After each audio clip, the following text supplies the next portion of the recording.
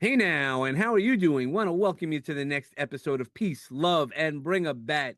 Today we're going to talk about leadership. We're going to talk about a whole bunch of things. I was just talking to this gentleman, and man, I can't wait to do some more. But first, we want to say thank you, sir, for your service. So that's the most important thing that we want to say, at least to start off that way, sir. And I'll introduce you. How you doing this morning, Jay? I'm doing great, David. Glad to be here. And I brought my bat just in case. All So, right. It sounds like from the story that you have of your life and what you've overcome, you've been bringing back since day one, man. Not only are you a veteran and combat veteran, so it's not just you were in some Hawaii location hanging out. You were up in the mountains. We were just talking about the mountains in Vietnam, and but also the leadership that you brought and the things that you sometimes brought home, right? The PTSD and the things that you had to overcome. So why don't you introduce yourself, please? wow. I'll try to make it short. Just a farm boy from north central Illinois, big farm, working farm, lots of cattle, hogs, chickens, crops. We did a lot of ag spraying, agriculture spraying with planes for Del Monte. A lot of everybody's eating Del Monte products. We did for ourselves. We did for other farmers under contract. Went in the Marine Corps. My Marine Corps career didn't last real long. Enlisted in '67, went in early '68. Died November 12th, '69. Spent a year in the naval hospital, coma, lots of problems. Got out, did I'm a serial entrepreneur. I started lots of businesses because after I recouped, I couldn't find a job that would let me sit down and stand up because I had so many back problems and so many leg problems and leg braces and all that stuff. So I just started different businesses and then had a died again, got hit by a drunk driver in September of '73 and recouped out of that. Again, that was a bad out of body, long gone, got me back. Um, Started a couple other little businesses, had the other one still going, and had a small corporate job for a while, and that didn't last. Went back to just keeping the businesses running. Got a good corporate job for back with a company called, you probably remember it, GTE, because Yeah. GTE used to be, GTE Sylvania, GTE Magnavox, the phone company, the Yellow Pages, and so on. And a lot of people don't know what the Yellow Pages are anymore. And that worked out real good. But they retired me, or they put me out to long-term disability when I was 41 because I'd had so many surgeries and my paralysis was getting worse again. Because right after I'd started with the company, I had jumped in a swimming pool, broke my neck in four places, drowned, and was paralyzed from the shoulders down. And that's another whole story. And but when they put me out to pasture at 41, I mean, I had invested and I had enough things that I had done throughout my life at 40 by 41 um, that I financially was okay. I was secure, but I want to give back. I want to do Right. like And at 41, you still have the rest of your life. I mean, oh now, yeah, you're in yeah. your 70s, so and you still Well, keep pushing. So it's yeah, not, you know, yeah, exactly. Yeah, I'm 76 and I'm so involved with stuff I don't hardly have enough time in the day as it is every 6.5 days a week. But started another company. It did very, very well. We did a lot of graphic displays, digital imaging, trade show booth displays. Went to Jakarta, Indonesia, the Russian oil fields back when we were got along with Russia and helped them with their oil, and so on and so forth. And I got rid of that because I could see, everything has a time.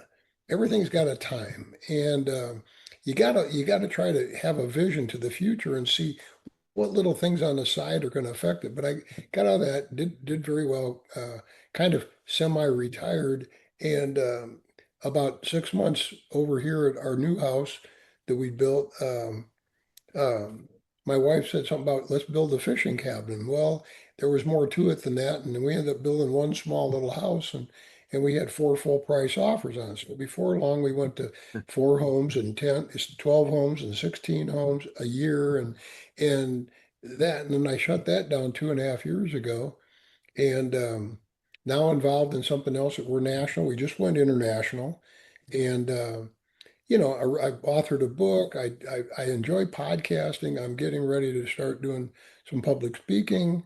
Some of it's going to be virtual because of my paralysis and my it is increased, and I'm in a power wheelchair now. And and but I'd still like to get out because eyeball to eyeball, America misses so much. Just looking the person in the eye and feeling, getting that feeling. 100%. That in-person handshake, right?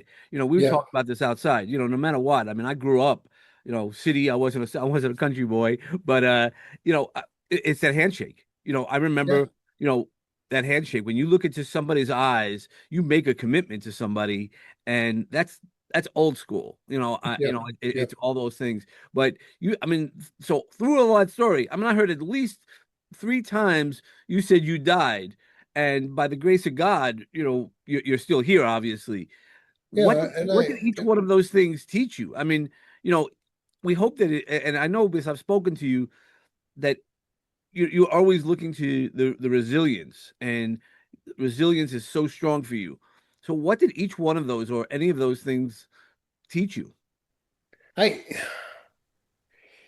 I think it was my upbringing, David, that originally kind of pushed me in that direction. And it's not just that. I mean, four other times I should have been dead. I mean, when I had COVID Delta 5 years ago, they told my wife to go home and start and make funeral arrangements. I went in on a Monday.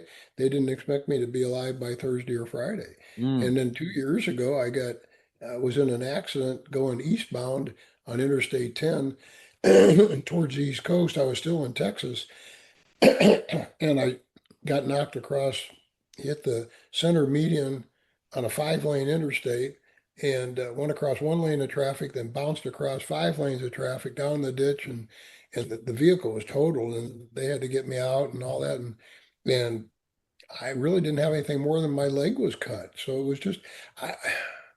I guess what it teaches you is that in the short of it all is that God's got to you're here because God allowed you to be here or wanted you to be here initially. Initially. That's my opinion, and I think it's a fact, actually. And so once you've been conceived, not born, but you've conceived, your life plan is set. Whether you know it or not, it's there. So now you got to do God's will, and I don't want to get real heavy into that, but that's a fact, and I think that He puts things in your life as you move through life to overcome. So every little thing, whether it was when I stepped on nails as a kid, or the one that went all the way through my foot and my boot and my shoe and all that other stuff when I was 7 or 8 years old. um, or I got my right leg, my ankle broken, my leg cut open, my boot cut open and stuff when a few days after I turned 17 in 1967, right after, and my birthday's New Year's Eve. So I just had turned 17, and I was launching myself off a feeding auger, but if I hadn't gotten off and just broke my ankle and stuff and sliced my leg open, I'd have been ground up like hamburger. You know how a hamburger just it turns through it. So all of that, there's an old, I use this thing. I've said it for, oh God, I don't know, 55 years. Sweat dries, blood clots, and broken bones heal. Suck it up. And that's where a lot of it you got to do. It's just what we talked about doing a handshake and looking somebody in the eyeball. We've gotten away from that. Everybody wants what I call the microwave society. Make it quick, make it fast, hurry up. How many leads can I send out by email on a blanket email? And instead of going and seeing that one client, looking in the eye and saying, "Sir, I'm interested in your business and what I can help you with and how I can do it. And would you show me around your place and show me what you do and how you do it and give me some explanation?" Because what that does is whatever product you're selling or service you're selling, people don't care how much you know until they know how much you care. Yep, for sure.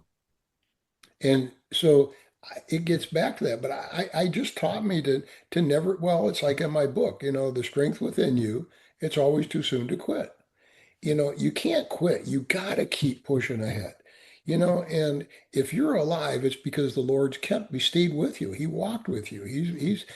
And so I, I believe that.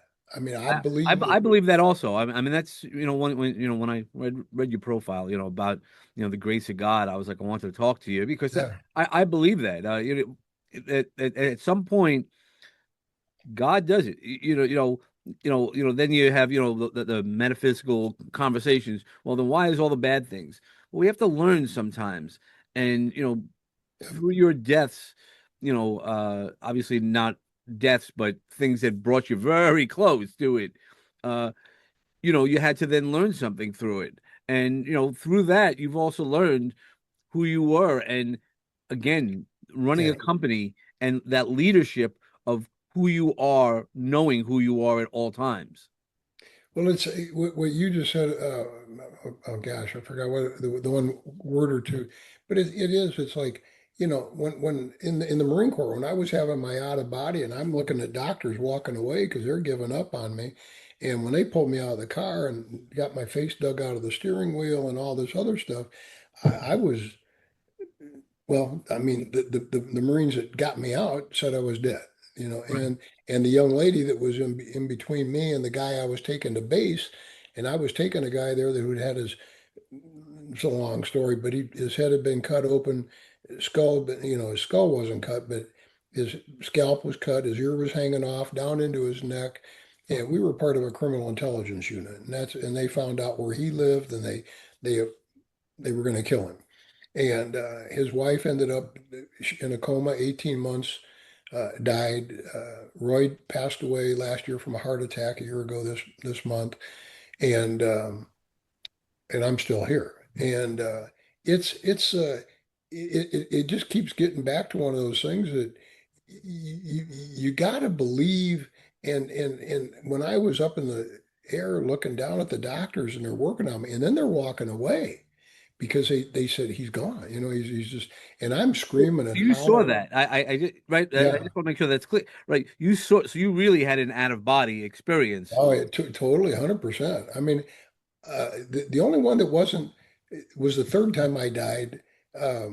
Was the one that was really different, but the other two I had a visual. It seems, or as I recall it, and but I could watch them, and they were saying, they couldn't get a pulse. They couldn't. There was no nothing, and there was a gentleman walked in, and he was, and I presume they called him because my left jaw was broken off. My left lower jaw was broken, and it was kind of sideways on my face.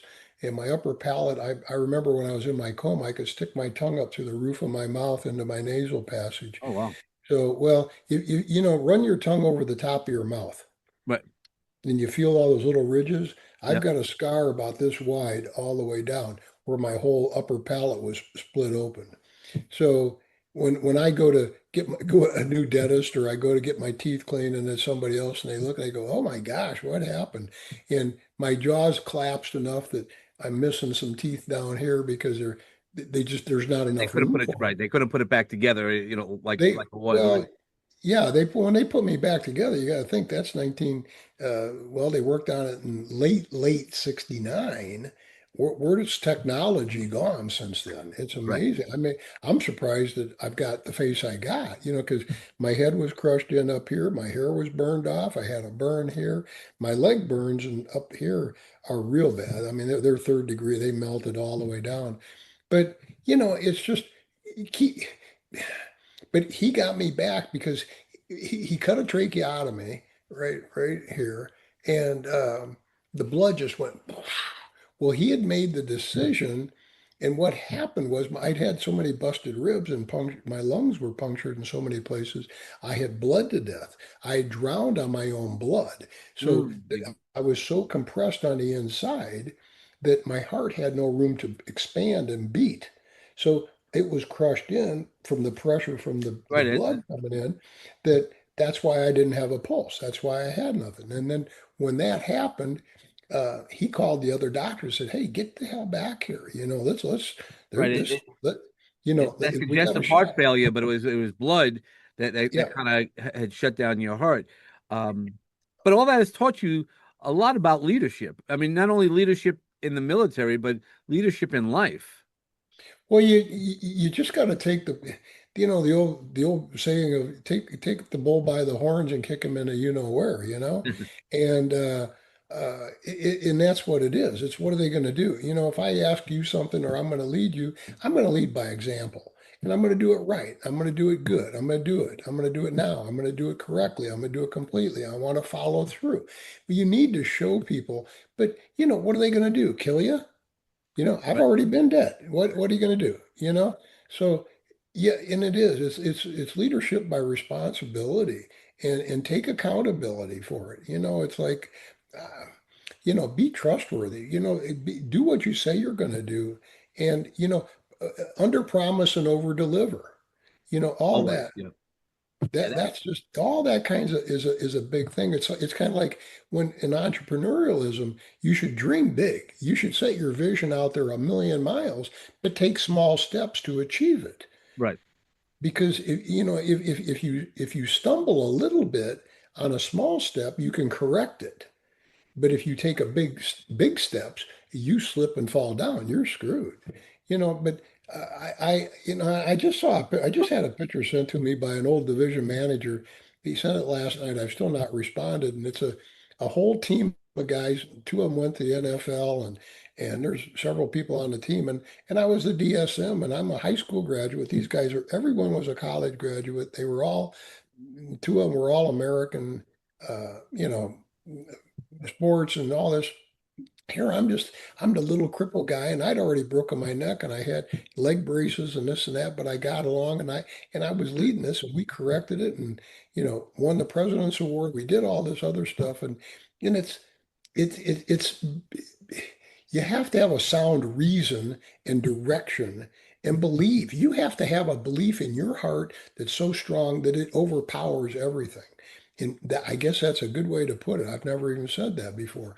But it's truly believe, not hope, believe and Right, have right. You faith. got to believe it's done. This hope is you need to have a plan. If you're going to hope on something, you have to have Yep. a plan because a plan to get it done. If you just put it out there, hope or pray, even with God, if you just pray, Yep. sometimes things aren't going to happen. You have to meet But Him halfway to actually start taking those actions to move forward.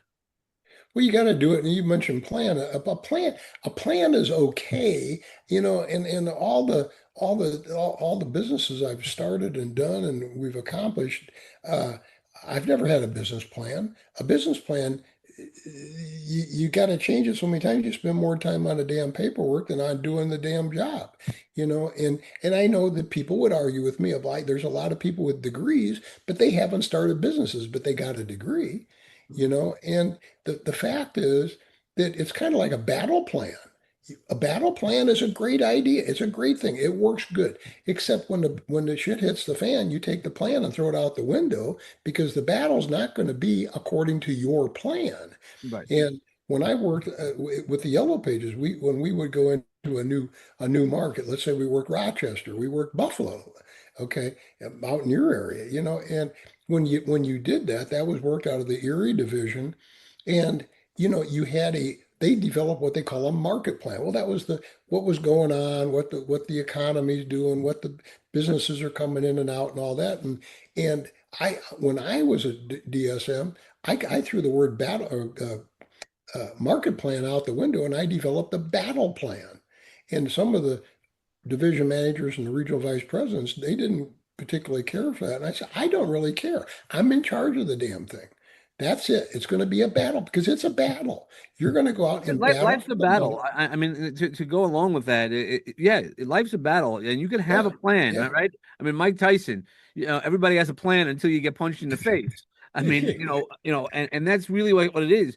But you need to have an idea. It doesn't have to be, and you have to be flexible enough Flexible, to, flexibility. yeah. So, how did you learn some of that flexibility? I don't know. I guess just overall experiences, David, of everything I've been through. I think a lot of it was. there again gets back to my childhood. Your years between your birth and your 17th year approximately are the most formative years of your life. I had to be flexible because of the cattle, because of the hogs, because of the crops, because of the weather. You're getting up and tomorrow you're getting up at 4 a.m. You're going to be in the field by 4:30. You're going to grab something, get your coveralls on, get on the tractor and head out to the field. Well, you get up in the morning, it's raining out. Okay, you got to be flexible. Okay, I'm up. I'm going to go do something. So I'm gonna bed some corn stalks in the barn for some of the cattle in that one section over there. And when you got 600 head of cattle, you can only get a certain amount in here. You got them over here, and you pick something else up to do. So stay flexible. Always have a different plan. Always, I try to work when I had my companies. I tried to have three companies at a time. I know that sounds, some people say, well, you can't do that or whatever. No, that's bullshit because it's just like the military. And you said you were down in Lackland, born in Lackland Air Force Base. Okay, America plans on the Trident. It's like the SEALs, but America has a plan of a Trident by air, land, and sea. And so why not have three different companies? If all three are doing good, that's great. But what if you only got one that's doing good, one that's doing medium, and one that's not so good? If the one that's doing real, you know what I mean? You keep Well, going with that. and part of that is part of leadership is also making sure it's not you running it. You might be the end, Yep. Yep. sign the bill at the end of the day, but it's having the leadership and teaching people how to do their jobs to run all the things. You're not doing all the jobs in three companies. That's No, where no, people no, make mistakes, no. and that's where entrepreneurs make mistakes as well, is by trying to do it all and Yeah. do what you're good at. That's what I always say. Stay in your lane, find what you're good at, and when you're able to hire the things that you're not good at, go do that. Yeah, and I mean, I agree with that to a large degree, though I also believe that you should be able to start out, and I did start out. I mean, I was shoveling chicken shit out of brooder houses and chicken houses into manure spreaders when I was a kid. I mean, a young kid, and and chicken crap has got a very ammonia-y smell. It's overpowering. It's on a hot day. It's 95 degrees. You're sweating your ass off, but you're still doing it. Okay, so and if you got a new company and you're working it, I still clean toilets. It didn't matter. I don't give a crap. I mean, it's got to be done. So if Right. I can Somebody's do it, got to why do it. can't you do it? Yeah. And it gives, even if David doesn't do it because he's your production manager, but the owner does it, the boss does it, the CEO, president, whatever he is. I never considered, I don't like titles. I do not like titles. End of story. So if I, as a team member, can do it, what's the matter with somebody else doing it? It doesn't, I mean, I'm just showing that I've got the responsibility to take care of it and move forward. If you see something on the floor that's not there, it shouldn't be there, pick it up. If you see something outside, pick it up. It's like I never parked, nor did I allow anybody to park that worked for anybody that or for me ever, and especially myself, is how it's like the president gets to park here, right by the front door or wherever. No, I park way over there. That way, I let the customer park there. You know, and there's just those little things like that right now, I'm having a conversation with you that I've not had with somebody else in certain things I'm saying. I've never said that before. I mean, on a Yeah. podcast. But it is. It's a But it becomes ingrained. So, like, while you might not have said that before, you didn't have to think about it. You're not like making it no, up. You're just like, yeah, that's exactly how it goes. This is what you do, and that's what makes yeah. leaders also so much different in doing the things that they do. That a lot of times you don't even think about it. You're just like, I just did it because it had to get done. It's what's right. It's just what's right. And doing and a lot of the secret a lot of people miss is that are leaders. They think they're the leader. They're the leader of the pack. Remember that the Yep. Shangri-Las back Sure. in the 60s, late 50s. The thing is that you know be willing to do anything and always keep the client The client is your paycheck. The client is your company. The client or your customer is the end of the story. And in the yellow pages, if I'm selling you yellow pages and you're a plumber and I've got you under four different headings and I see you don't have a listing under hot water heaters, I'm going to say, David, someplace there's four of your other plumbers in this greater area they're under hot water heaters.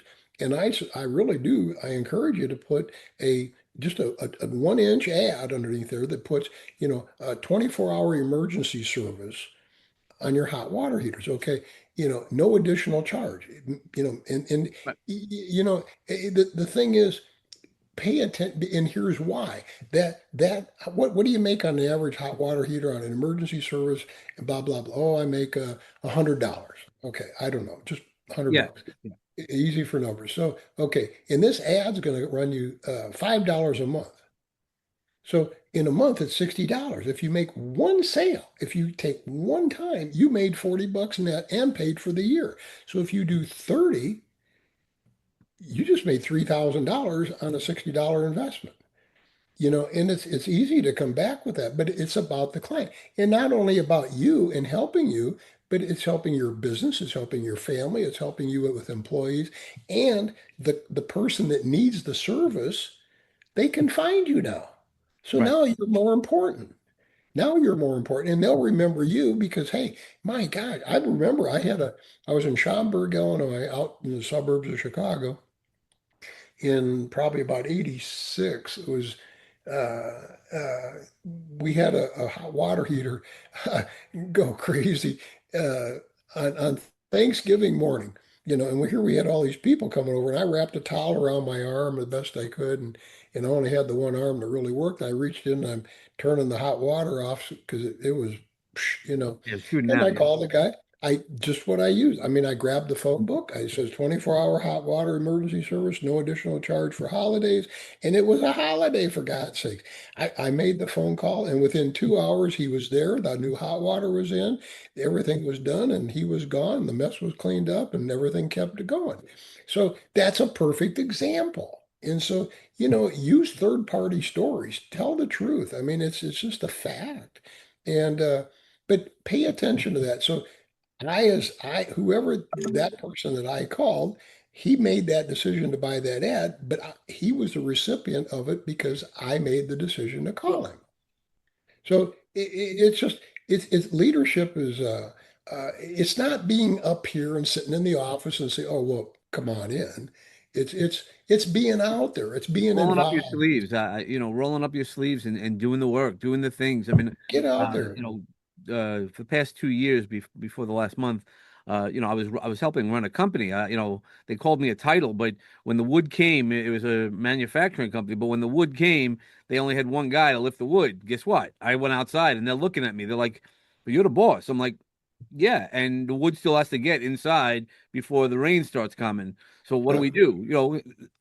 Let's go. Show me where you want it because I'm not the one who's working. I'm not the carpenter. I'm not the guy who's building the furniture. Show me where you want it because it's going to be where you're going to do the job, but I'm going to help you get it. I'm not just going to pull somebody aside and, you know, get somebody else right, to do it. right, You got right. to roll up your sleeves and just do it and make it as easy as possible. Because that's also part of leadership is trying to make your people have their job easier. Don't make it harder when you don't need to be.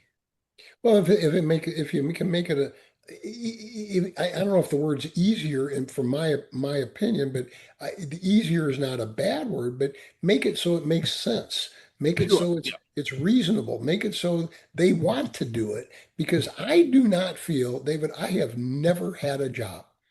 I've never had a job. If I can't enjoy what I'm doing and see the benefit do it, to help other people do it, to help other people grow, to do all that, then I'm going to move on. I want to enjoy what I do. And so by saying that I've never had a job, yeah, I've had a lot of jobs, Right. but I've never considered them work. It's like if you're not happy, go do something that you're happy and enjoy. I'd rather make whatever in today's world, let's just say $60,000 a year and be really happy, not be stressed, not worry about traffic in the middle of Manhattan or Yep. wherever. I'd rather be working at an elevator out in a little farm town in the middle of Nebraska, and I can get up and I can start my pickup truck and I can be to work in 3 minutes and it's 3 miles away and I don't have, and you just enjoy it. When you get done, the skies are beautiful and you don't have to sweat getting home and you enjoy it. You go watch your kids play baseball or something. I don't know. So there's a Yeah, lot of things like that. right. Well, that's why it goes back to the simple life. I mean, really, what do you need? There's only so much. That's why that's how I live. Is very simple Yeah. in that I've done well enough that I can make some choices. But at the end of the day, I mean, that's what happened in the past month. I told you I was running a company. I had a heart little scare. Nothing as serious as yours. But I was like, hell no, I'm done. I'm doing what I want to do and make the impact the way that I want to make the impact. Yeah, and that's a decision you make, and Yeah. you just mentioned a choice, and there's a choice. There's a difference between choices and decisions because a choice is, say, the difference between drinking coffee or iced tea. That's a choice, but the decision you make, if you choose iced tea, that was your decision. Mm, But you and I and people, all people are, well, not everybody, because some people don't even have the option to make a choice. They may live in a country that the decision is made for them, no. but but in our world, you're a product of your choices and decisions Yep. throughout life, before and from now on. And that's where it really comes from. But yeah, I agree 100% that that's where it's you got to make that choice and then decide which is the best choice. Do I want a pickup or a car? Well, I really, I gotta, well, there's a reason why you would be looking at a Right. pickup, and so You it's need a pickup. I mean, I know, like here in New York, I see lots of people in pickups, and I'm like, what are you driving a pickup for? Like, like if you need it. I mean, there are people who are moving some things around, but like my sister, she's one of those people has a pickup, and I'm like, why? Like you're like not doing any of that stuff. All right, you want it, man. That's a decision, right? That's where you go. It's a choice. It's a decision. Now, as we start rounding up the episode, I always ask everybody to step into the magic garden just to give one piece of advice, like a seed that would grow. Can you give oh, us, would you offer us one piece of advice that you want to share with everybody? I got one final thought that I would offer at the end, but I believe that it's a combination. I don't think there's one specific seed, but it's a combination, David, of, you know, search out what you would really like to do, something you would enjoy, whether that's a product or a service or start a business or work for somebody, but enjoy it. Never give up, never quit. Look at options. Always keep that open. It's so much of it just gets back to never give up. It's always too soon to quit trying. I don't care what it is, and even if it's something you like, you're going to run into some problems. But keep that grit and that determination, that attitude, that they call it mindset now. Back in our day, back when I was a kid, it was your attitude.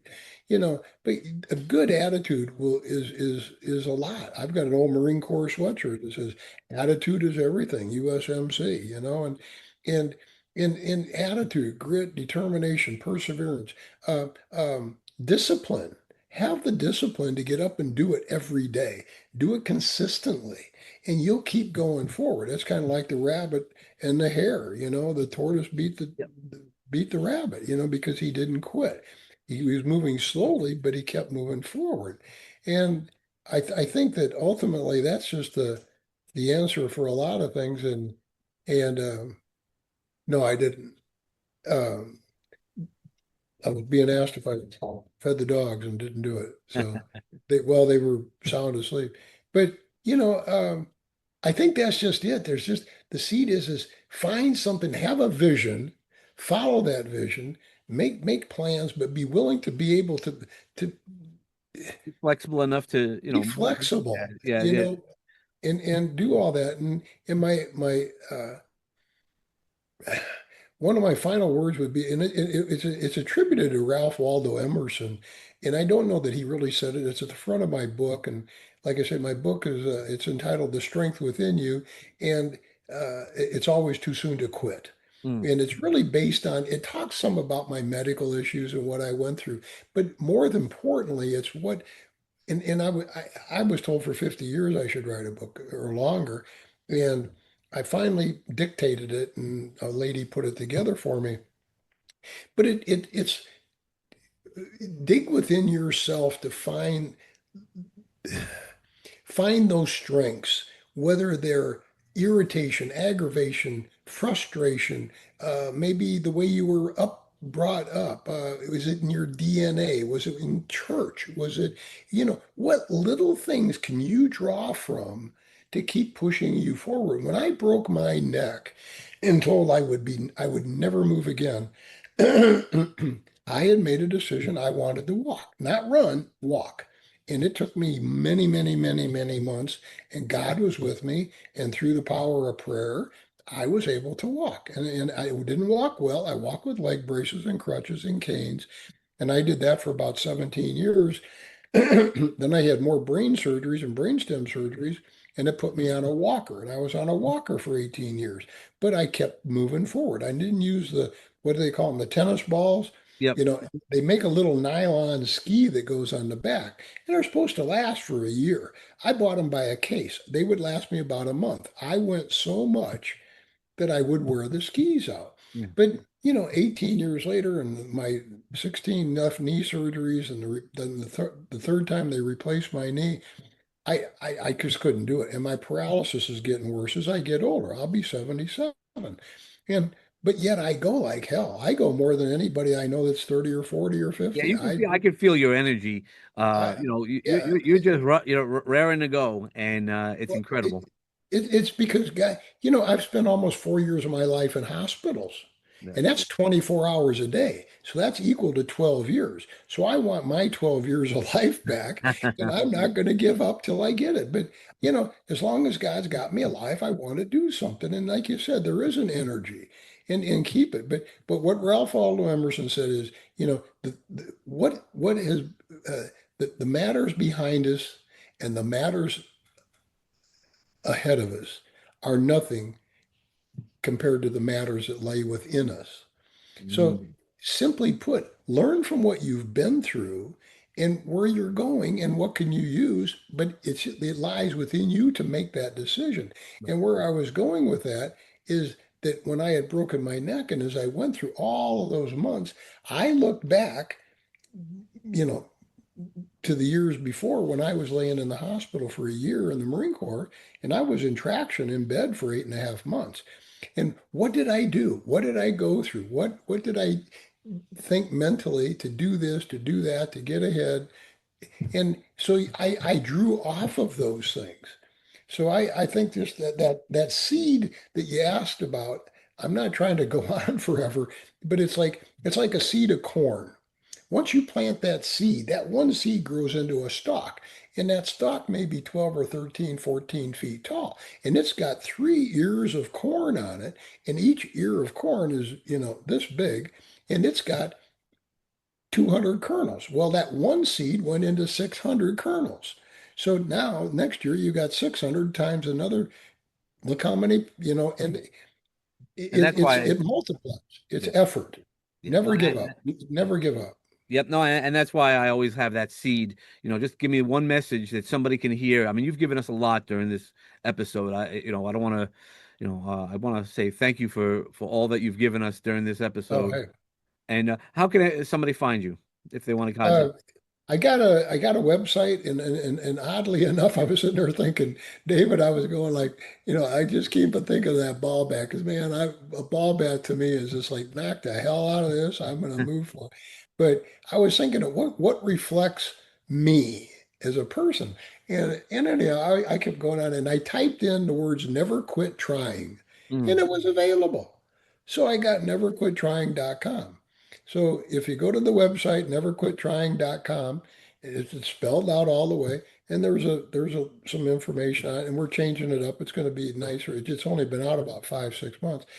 But there's a contact form in there, and just fill it out, and it comes to my email, and my email is j@neverquittrying.com.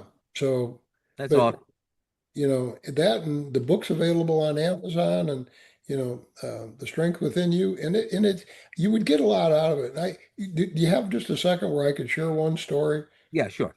Okay, just it's a good story, and it's something that happened about three and a half weeks ago. But I got an email off the website, and uh, this lady had said, she said, Mr. Setchell, she said, sir, my son gave me your book that he got from his son. So it was her grandson that bought the book. I don't know how he heard about it, and it's only been out for 5 months, or 4.5 months, and it's number one in two places on Amazon. And but she said, I read the book, and it was interesting so much that I read it again, and I underlined and I highlighted and I circled certain things, and then I read it again a couple of times. Now I want to tell you what the story is. And she said, I'm 88 and a half. My husband died 5 years ago. I'm not in the best of health, and I really have not cared at all, much to the chagrin of my son. I really don't care if I live to be 90. Mm. I really don't. I've had enough of life. But having read your book, I'm like, this guy's like crazy. He just keeps going forward, and he's not going to quit, and he's going for it. So she said, you know what? You have inspired me enough that now I am making plans for my 95th birthday. Nice. There you go. Now, what a testimony.